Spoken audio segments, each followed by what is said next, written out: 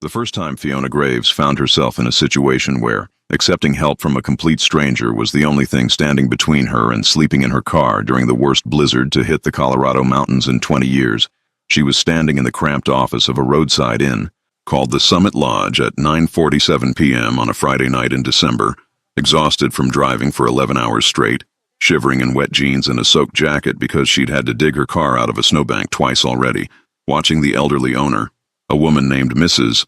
Chen, who looked like she'd rather be anywhere but here dealing with stranded travelers, flipped through a registry book with increasingly worried expressions, and Fiona was mentally calculating whether she had enough gas to make it to the next town when Mrs. Chen finally looked up and said, "I'm so sorry, but we're completely booked because of the storm. People have been arriving all day. We only have one room left and it's already been reserved." And Fiona's heart sank, because she'd been driving toward her sister's wedding in Aspen, had left Boston that morning planning to make it in 2 days. But the blizzard had closed the highways and she was stranded in a tiny mountain town she'd never heard of with nowhere to stay, when a voice behind her, deep, commanding, the kind of voice that expected the world to rearrange itself to accommodate its owner, said, "I'll take it." And Fiona turned to see the most intimidating and beautiful man she'd ever encountered. Easily 6'4", dark hair pulled back in a bun that somehow looked elegant instead of casual, wearing an expensive black coat over dark clothes and tattoos, intricate black and gray ink that covered his hands and crept up his neck in patterns that suggested both artistry and danger, and eyes so dark they looked black in the dim lighting, currently assessing her with an intensity that made her acutely aware of how bedraggled she must look. And Mrs. Chen said nervously, "Mr. Moretti, I'm so sorry, but it's just one room with one bed, and this young lady was here first." And the man, Mr. Moretti, didn't break eye contact with Fiona when he said in that voice that brooked no argument, "Then we're sharing it." And Fiona should have said no, should have been alarmed that a complete stranger was suggesting they share a room, should have grabbed her bags and tried to find literally any other option. But something about the way he was looking at her, not predatory, not threatening, but almost protective, like he'd already decided she was someone who needed protecting, and he was the one who would do it, made her hesitate long enough for Mrs. Chen to say uncertainly, "If you're both okay with it, I suppose." And that's how Fiona ended up agreeing to share a room with a man whose full name she didn't even know yet, a man who turned out to be Dante Moretti, though she wouldn't learn for several days that he'd earned the nickname, the Ghost, because people who crossed him had a way of disappearing without a trace, that he controlled operations spanning multiple states that existed in the gray areas between legal and very illegal, that he was in the middle of the most dangerous transition of his life, walking away from everything he'd built through violence and strategy to become someone legitimate, someone clean, someone worthy of the kind of life he'd never thought he wanted, until he saw a tired woman in wet clothes standing in a roadside inn, looking lost and brave, and absolutely refusing to give up, and decided in that moment that keeping her safe through the storm was more important than the meeting he was driving to, more important than maintaining the careful distance he kept between himself and everyone else, more important than anything except making sure she didn't spend the night in her car freezing to death because some instinct he didn't understand told him that this woman, this particular woman, mattered in ways he couldn't explain and wasn't ready to examine. My name is Fiona Graves, and I'm a manuscript editor who makes other people's stories make sense. That probably sounds more glamorous than it is. The reality is I work freelance, mostly from home in Boston, fixing plot holes and character inconsistencies and timeline issues in novels before they get published. It's detail-oriented work, solitary work, work that pays okay but not great. I'm 30 years old. I've been doing this for 5 years. Before that, I worked at a publishing house, but I burned out on office politics and impossible deadlines and decided I'd rather struggle financially than hate my job. So now I struggle financially but love my job. Fair trade. I'm an introvert, good at being alone, good at focusing on other people's stories instead of creating my own, good at being the person who fixes things behind the scenes without ever being in the spotlight. My life is quiet, predictable. I like it that way. My sister Hannah is the opposite, extroverted, spontaneous, the kind of person who decides to get married in Aspen on New Year's Eve and expects everyone to just make it work, which is why I was driving across the country in December. Because Hannah had found her person, a ski instructor named Chris, who made her laugh and apparently made incredible pancakes, and they'd decided to get married at a resort in Colorado with a small group of family and friends. I'd left Boston Friday morning, planned to drive to Cleveland, stay overnight, Then finish the drive Saturday, arrive Sunday, wedding Monday. Simple plan. Then the blizzard hit. I should have checked the weather more carefully, should have known a storm was coming. But I'd been focused on finishing a manuscript before I left, and I just assumed the roads would be clear because it was early December, not deep winter yet. Wrong assumption. By noon, the snow was heavy. By 3 p.m., highways were closing. By 6 p.m., I was creeping along back roads trying to find a place to stay. I'd called ahead to hotels. Everything was booked. Stranded travelers had taken every available room within 100 miles. By the time I found the Summit Lodge, a tiny, outdated inn on the outskirts of a town called Silver Pine, I was desperate, cold, exhausted, running on coffee and granola bars. Mrs. Chen, the owner, looked sympathetic but helpless. "I'm so sorry. We're completely full. People have been arriving all day because of the storm." "Nothing? Not even a couch in the lobby?" "Fire marshal would shut us down. Liability issues." She sighed. "I hate turning people away in weather like this. Is there another hotel nearby?" "Closest one is 30 miles. Roads close between here and there. Too dangerous." My heart sank. I had maybe a quarter tank of gas, enough to keep the heat running for a few hours if I slept in my car, but not enough to drive anywhere else. That's when he walked in. I heard him before I saw him. Heavy boots, confident stride, confident. The kind of presence that changes the energy in a room just by entering it. I turned and forgot how to breathe for a second. He was tall, intimidating. Expensive black coat covered in snow, dark hair pulled back, tattoos on his hands and neck, face that looked like it had been carved from stone, sharp jaw, high cheekbones, intense dark eyes. He looked at Mrs. Chen. "I have a reservation. Moretti." His voice was deep, commanding, the kind of voice that expected obedience. Mrs. Chen checked her book. "Yes, Mr. Moretti. I'm so sorry, but I need to explain something. We're completely overbooked because of the storm. We only have one room available, and this young lady was here first." "I'll take it," he said immediately. Mrs. Chen hesitated. "It's just one room, one bed, and technically she—" He looked at me then. Really looked at me. Assessing. Not in a creepy way. More like he was trying to figure out if I was going to be a problem. "Are you stranded?" He asked me directly. "Yes. I've been driving all day. Everywhere's booked. Do you have somewhere else to go?" "No." He turned back to Mrs. Chen. "Then we're sharing it." My brain stuttered. "What?" "The room. We'll share it. You need a place to stay. I need a place to stay. Problem solved." "I don't even know you." "Dante Moretti." He offered his hand. Formal, old-fashioned courtesy that seemed at odds with his intimidating appearance. I stared at his hand, at the tattoos covering it, at the scars I could see on his knuckles. This was insane. I should say no. Should try literally any other option. But what other option was there? Sleep in my car and risk hypothermia?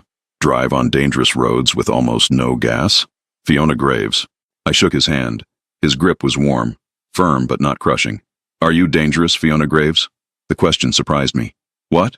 "No, neither am I, to you. So we'll share the room. Separate beds if possible." He looked at Mrs. Chen. She shook her head apologetically. "It's our smallest room. Just one queen bed. It's all we have left." His jaw tightened.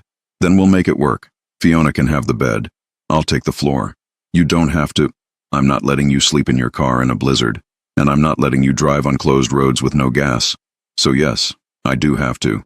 He pulled out a wallet, handed Mrs. Chen a credit card. "We'll take it." Mrs. Chen looked at me. Are you okay with this?" I should have said no. Every instinct said this was a terrible idea. But something about the way he'd said, "I'm not letting you sleep in your car," like it was simply not an option he would allow, like my safety was already his responsibility, even though we'd just met. That made me pause. "Okay," I heard myself say. "Yes, we'll share the room." Mrs. Chen processed the payment, handed us 2 key cards. "Room 7, second floor. There's extra blankets in the closet if you need them for floor sleeping." Dante took both keys, handed one to me. "After you." I grabbed my bags, a suitcase and my laptop bag, and headed for the stairs. He followed, carrying what looked like an overnight bag and a leather messenger bag. The silence between us was heavy as we climbed. I was acutely aware of him behind me, of how much space he took up, of the quiet danger radiating off him. Room 7 was small, 1 bed, 1 chair, tiny bathroom, window showing nothing but white snow and darkness. I set my bags down, stood there awkwardly. So, this is happening. This is happening. He closed the door, locked it, then turned to face me. "Rules. So we're both comfortable. Rules? You take the bed. I take the floor. Bathroom is neutral territory. We'll take turns. You lock the door when you're in there. I'll do the same. You want me to leave the room for any reason? You say so, and I'll go sit in the lobby. Where are you really planning to sleep? The floor. I've slept in worse places. I can't let you sleep on the floor. Yes, you can, and you will. Because the alternative is you sleeping on the floor, and that's not happening. His tone left no room for argument. Why are you being so chivalrous? You don't even know me. He was quiet for a moment.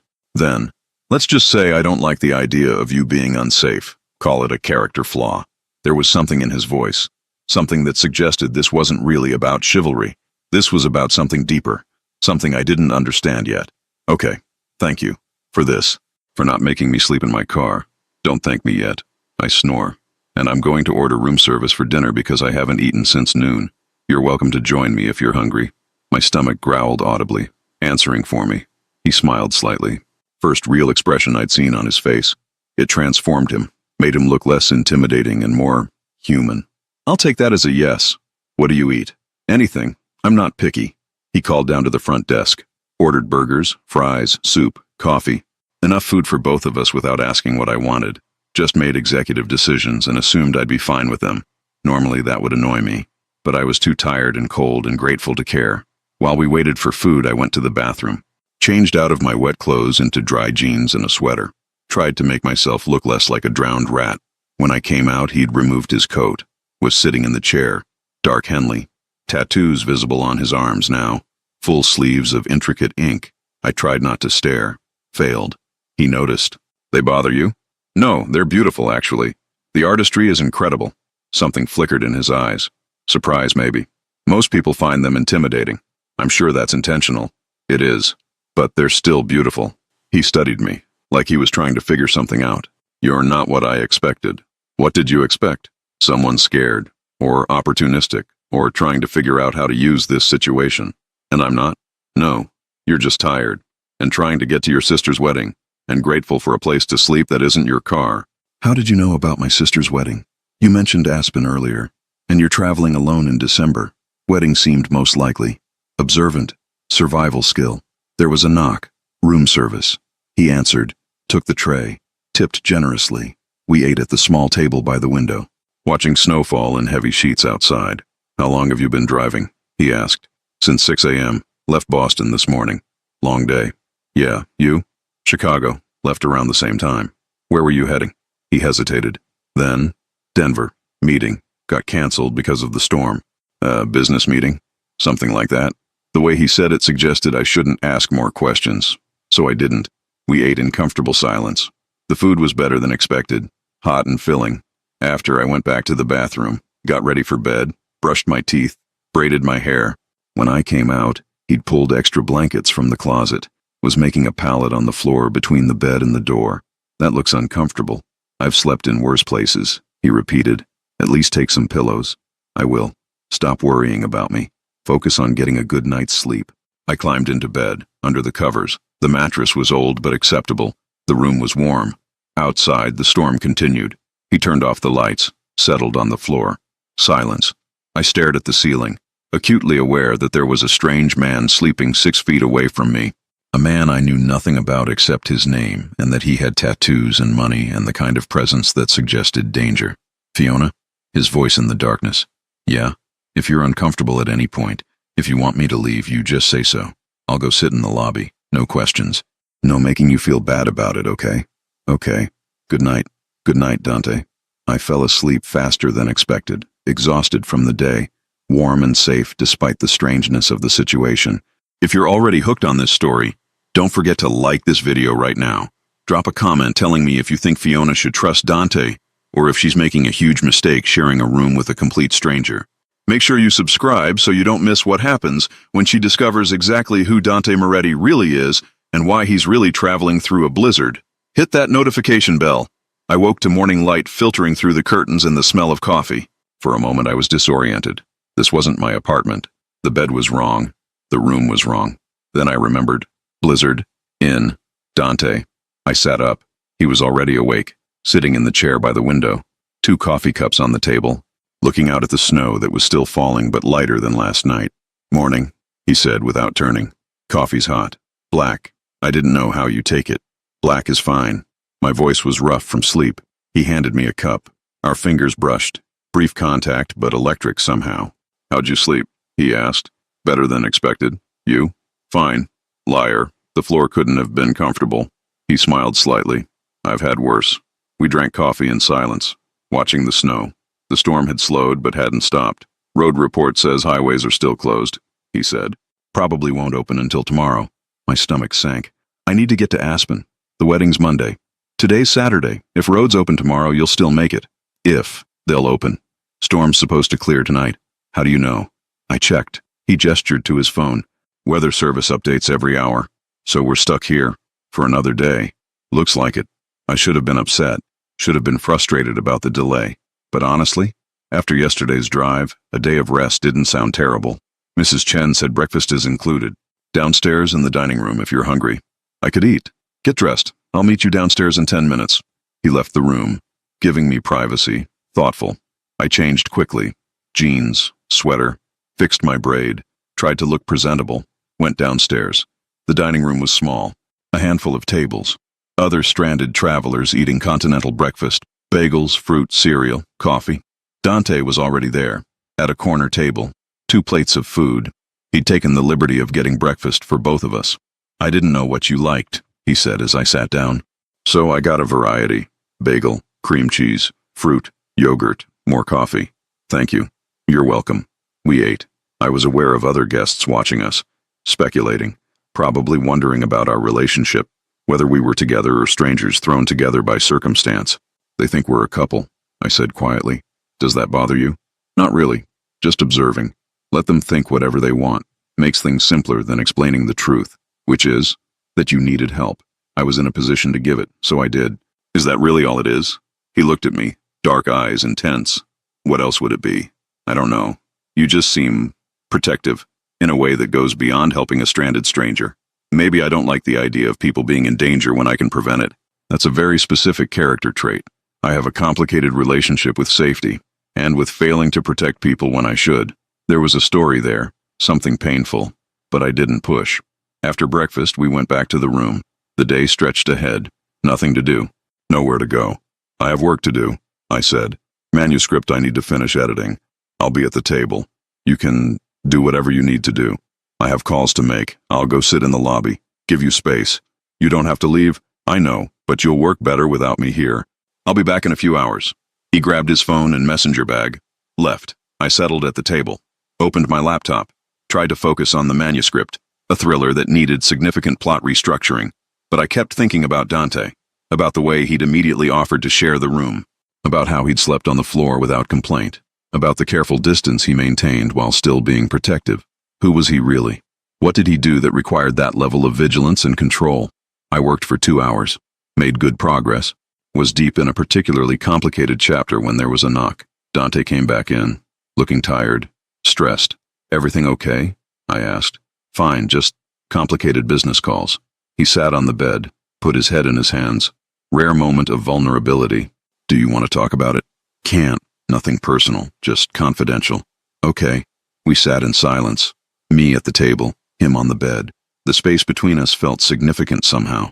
Finally, he spoke. Can I ask you something? Sure. Why manuscript editing? What made you choose that? I love stories.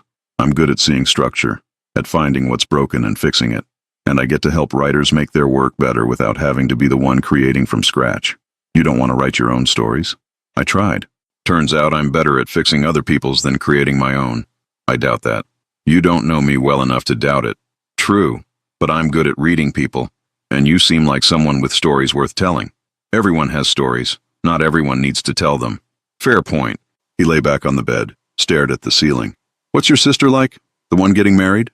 Hannah? She's bright, optimistic. Everything comes easy to her. People love her immediately.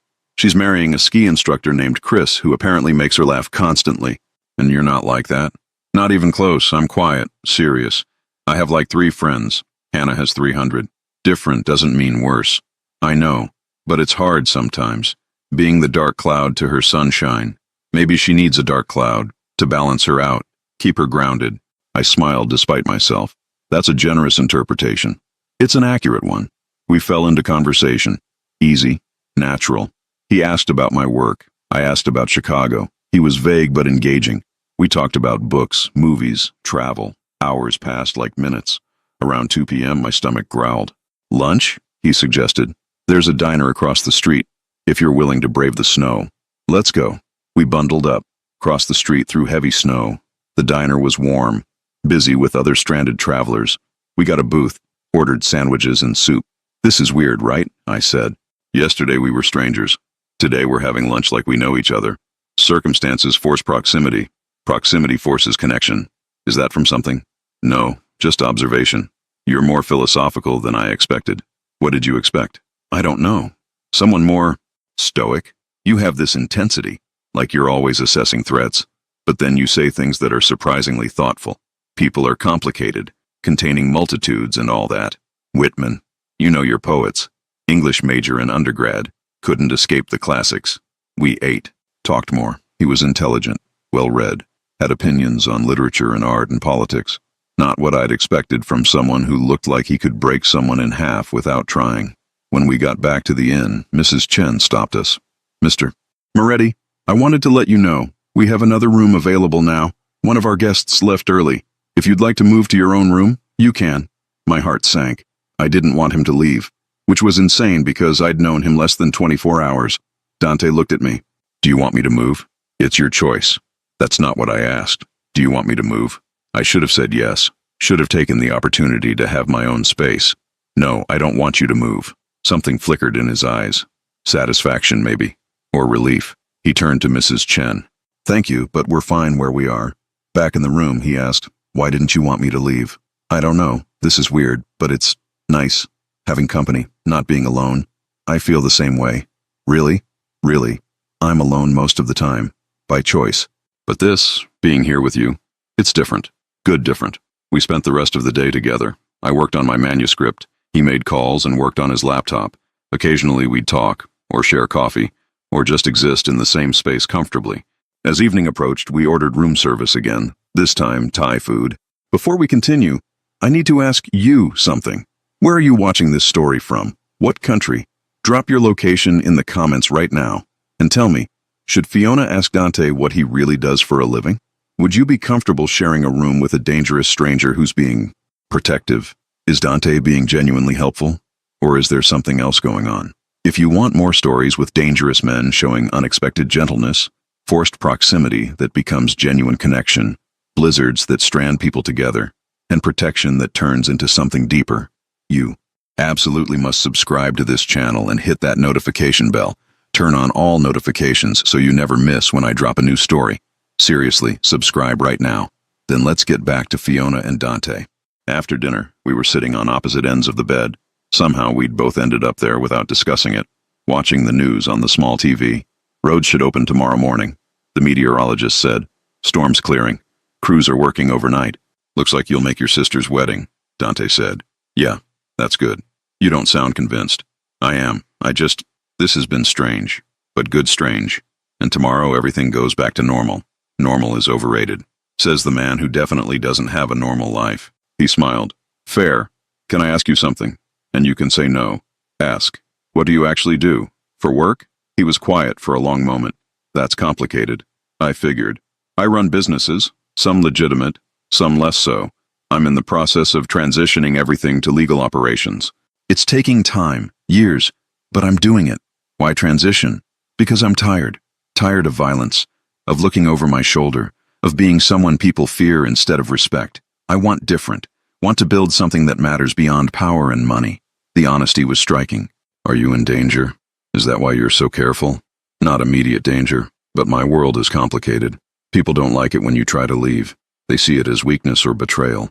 Is that why you're really traveling? Not just a business meeting? He looked at me, assessing whether to trust me with truth. I was meeting with someone, trying to buy out their stake in one of my operations, make it fully mine so I can convert it to legitimate business. Meeting got canceled because of the storm. But yes, it's part of the transition. How long have you been working on this? 5 years. I'm close. Maybe another year and I'll be completely clean. That's a long time to maintain that kind of transformation. It's the only way to do it right, slowly, carefully, making sure I don't leave loose ends that come back to hurt me or people I care about. Do you have people you care about? Not many. I keep distance intentionally. It's safer. That sounds lonely. It is. But lonely is better than getting people hurt because of my choices. We sat in silence, processing. Fiona, I need you to understand something. Okay? I'm not a good man. I've done things I'm not proud of, hurt people, made choices that haunt me. I'm trying to be better, but the past doesn't disappear just because you want it to. I know, but you're here, helping me, being thoughtful and protective and kind. That's not nothing. It's also not enough to offset everything else. Maybe it doesn't have to offset. Maybe it just has to be real and true and a choice you keep making. He looked at me with something I couldn't quite name. You're very forgiving for someone who's known me one day. I'm not forgiving anything. I'm just seeing who you are right now, in this moment. And that person is someone decent. This moment is easy. Real life is harder. I'm sure it is. But this moment still counts. He reached out, tucked a strand of hair behind my ear. The touch was gentle, brief, electric. Thank you, he said quietly, for not being scared of me. Should I be scared? No, never of me. I'd never hurt you. But most people see the tattoos and the reputation and they make assumptions. I'm not most people. No, you're definitely not. The air between us shifted, charged, aware. He pulled back, put distance between us. I should let you sleep. Long drive tomorrow. Right, yeah. He went to the floor pallet. I stayed on the bed, but neither of us slept immediately.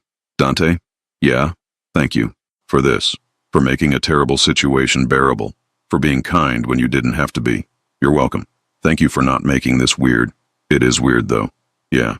But good weird. Good weird. I agreed. I fell asleep thinking about the way he'd touched my hair. About the way he'd looked at me. About the way this strange forced proximity had become something I didn't want to end. The next morning, we checked the road conditions. Highways were open. Plows had been working all night. You should be able to make it to Aspen today, Dante said, if you leave soon. What about you? Denver? I'll head that direction. See if I can reschedule the meeting. We packed our bags, checked out. Mrs. Chen wished us safe travels. Outside, the world was white and bright. Plows had cleared the parking lot. Our cars were buried but accessible. We both started digging out our vehicles, working in parallel. When mine was clear, I started the engine. Let it warm up. Dante finished clearing his car, an expensive black SUV that fit his aesthetic perfectly. We stood between our vehicles, neither of us moving to leave. So, I said, this is it. This is it. Thank you again. For everything. Drive safe. Text your sister when you get there so she knows you're okay. I will. We stood there, awkward, neither wanting to be the first to leave. Finally, Dante pulled out his phone. Give me your number. Why? So I can make sure you got to Aspen safely. So I know the roads were okay. So I don't spend the next 3 days wondering if you made it. I rattled off my number. He programmed it in. I'll text you when I get there, I said. Good. He hesitated. Then, Fiona, I know this was strange. Forced circumstances. But I'm glad it happened. Glad I met you. Me too. If you're ever in Chicago, or if you need anything, call me. I mean it. Okay. He leaned down, kissed my cheek. Brief, gentle. Be safe. Then he got in his SUV, drove away. I stood there watching him go, feeling like something significant had just ended, something I hadn't fully understood while it was happening. I got in my car, started driving toward Aspen, made it there by evening.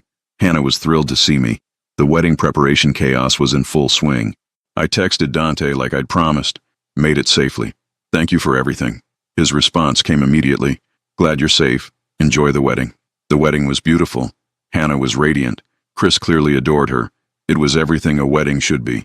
But I kept thinking about Dante, about the 2 days we'd spent together, about the way he'd made me feel safe and seen and interesting. After the wedding, I drove back to Boston, back to my quiet life, back to my freelance work and solitary routine. A week passed, then 2. I kept expecting the memory of the blizzard and the inn and Dante to fade, to become just a strange story I'd tell at parties. But it didn't fade. If anything, it became more present, more significant. I found myself checking my phone, hoping he'd text, wondering if he was thinking about me too. On day 15, my phone rang. Unknown number. Hello? Fiona, it's Dante. My heart jumped. Hi. How are you? Good, busy, working. You? Same. Listen, I'm going to be in Boston next week. Business. And I was wondering if you'd have dinner with me, if you're interested, if you want to. I want to. Yes. Thursday? I'll text you the restaurant. Thursday works. Good. I'll see you then. He hung up, leaving me staring at my phone, heart racing, smiling like an idiot. Thursday came slowly. I changed outfits 5 times, settled on something simple but elegant. The restaurant was upscale, Italian, intimate. Dante was already there when I arrived. Dark suit, hair in the bun, tattoos visible at his neck and hands. He stood when he saw me, smiled. Actual warmth. Fiona. Hi. He pulled out my chair. We sat. You look beautiful. Thank you. You look dangerous and elegant. He laughed. That's a new description.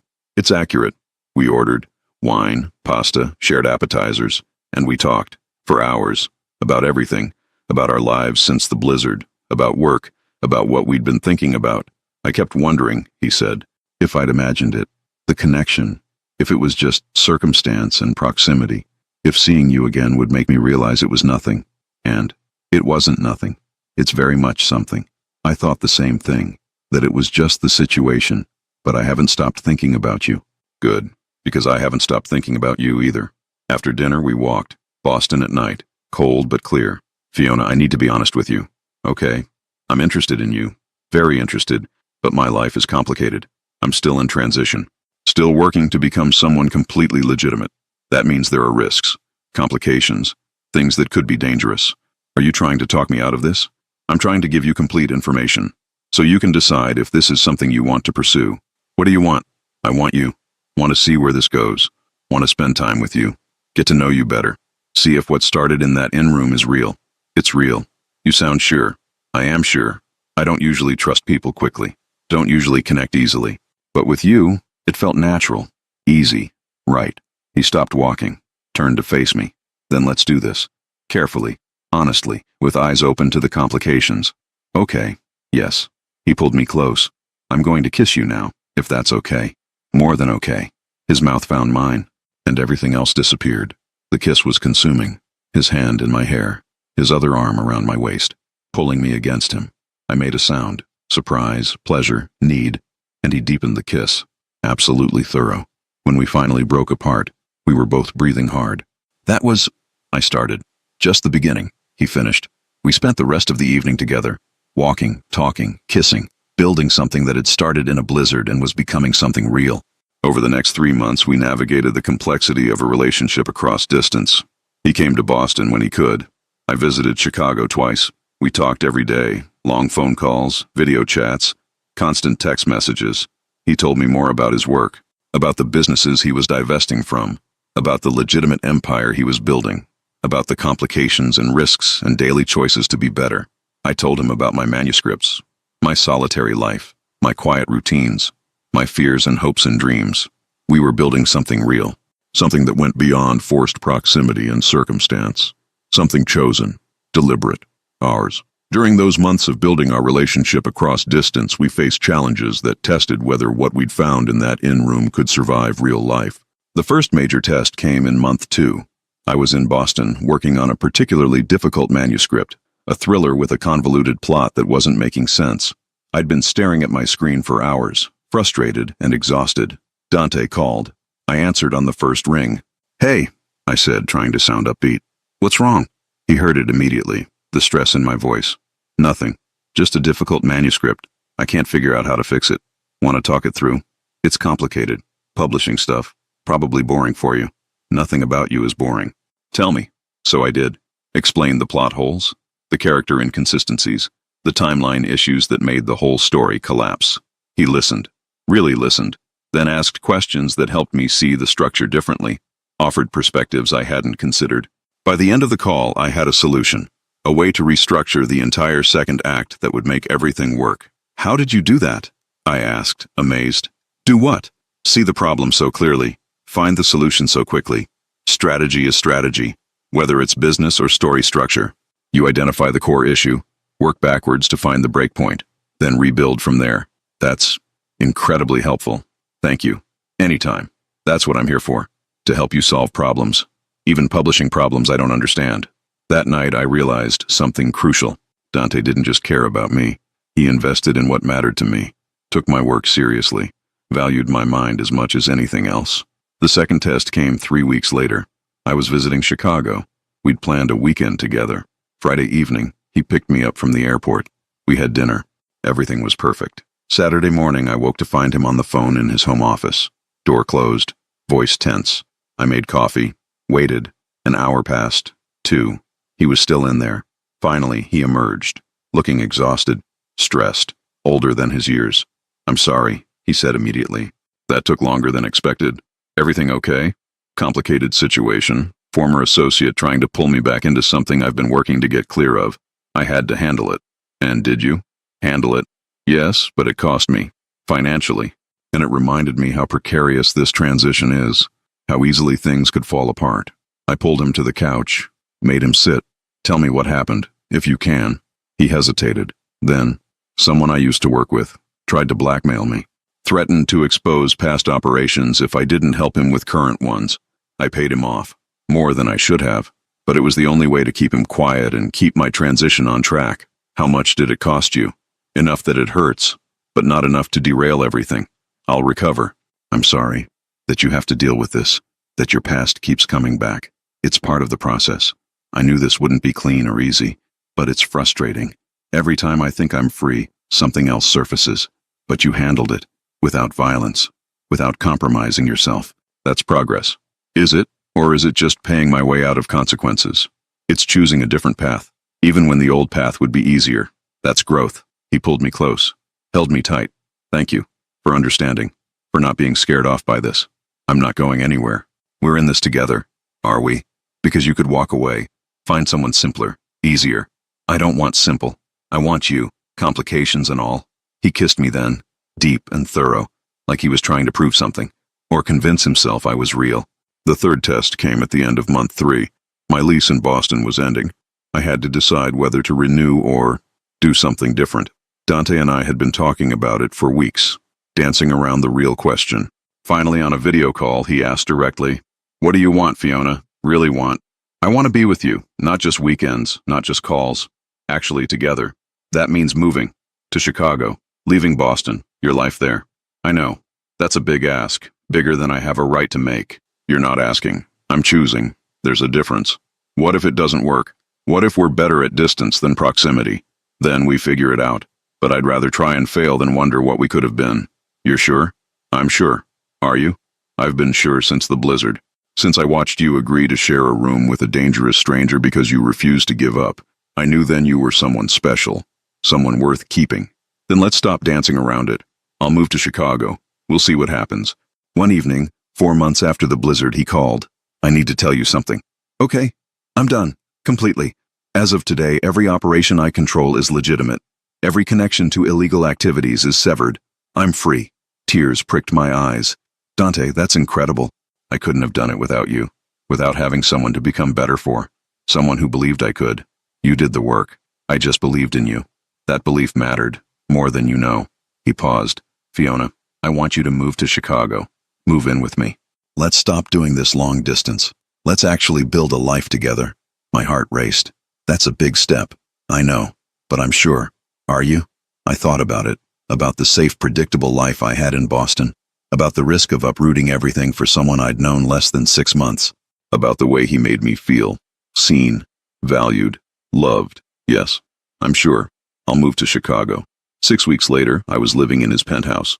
Working remotely. Building a life in a new city. It wasn't always easy.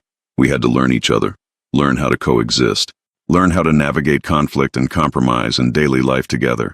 But it was real, and honest, and worth every complication. 1 year after the blizzard, we went back to the Summit Lodge. Mrs. Chen was thrilled to see us. Put us in the same room, room 7. That night, lying in the same bed where we'd carefully maintained distance a year ago, Dante pulled a small box from his jacket. "Fiona Graves. A year ago, a blizzard forced us together. Gave us something neither of us knew we needed. You've stood by me through the hardest transformation of my life. Believed in me when I didn't believe in myself. Made me want to be someone worthy of you." He opened the box. A ring. Simple. Beautiful. A diamond surrounded by smaller stones. "Will you marry me? Will you build a life with me? The legitimate, honest, sometimes complicated, but always real life we're creating together?" I was crying. "Yes. Absolutely yes." He slid the ring onto my finger. Kissed me deeply. "I love you. Have loved you since you agreed to share a room with a dangerous stranger. You changed my life. Made me believe transformation was possible. Made me want to be better than I was. I love you too. You showed me that taking risks can be worth it. That connection matters more than safety. That sometimes the best things happen when circumstances force us out of our comfort zones. We got married 6 months later. Small ceremony. Just close friends and family. Hannah was my maid of honor. She cried through the entire ceremony. "I'm so happy for you," she said afterward. "You found someone who sees you, who values you exactly as you are." I did, in the strangest possible way. The best love stories always start strangely. 2 years after the blizzard, we stood in the Summit Lodge again. But this time we weren't guests. We'd bought it. From Mrs. Chen, who was retiring. We were transforming it, renovating, making it a place where stranded travelers could find not just shelter but genuine hospitality. "This is where it started," Dante said, looking around the small lobby. "Where you said yes to sharing a room with me. Where everything changed. So we're preserving it, making sure other people can have their own unexpected beginnings here." Exactly. We'd also started a foundation, using Dante's resources to help people transition out of difficult circumstances, job training, housing assistance, legal support for people trying to leave dangerous situations. The man who'd been called the Ghost had become someone who helped people appear instead of disappear, who used his power and resources to create opportunities instead of fear. And the woman who'd spent her life fixing other people's stories had become the central character in her own. A story that started with a blizzard and a forced room share and 2 people choosing connection over caution. Sometimes the best things in life come from circumstances we didn't choose. From being forced together when logic says we should stay apart. From saying yes when every instinct says no. Sometimes sharing one bed with a dangerous stranger is exactly what we need to become who we're meant to be. If you made it to the end of Fiona and Dante's journey from forced room share to marriage and business partnership, from dangerous stranger to beloved husband, from blizzard circumstances to chosen commitment, from one bed shared to lifetime together, from separate lives to unified purpose, from his criminal transformation to legitimate foundation work, from protecting her during a storm to building a life of helping others, from 5 years of transition to complete freedom, from Boston to Chicago to building something beautiful together. Smash that like button right now. Tell me in the comments, did the forced proximity feel natural? Would you have agreed to share a room with a stranger in a blizzard? Did Dante's protectiveness feel genuine or suspicious at first? Would you take the risk Fiona took moving to Chicago? Then you need to subscribe to this channel immediately. Hit that notification bell and turn on all notifications so you never miss another story about dangerous men becoming better through love, forced proximity that reveals true character, blizzards that change everything, strangers who become everything, and transformations that are earned through years of hard work and daily choice. Thank you so much for watching, and I'll see you in the next story. Don't forget, like, comment, subscribe, and turn on that bell. See you soon.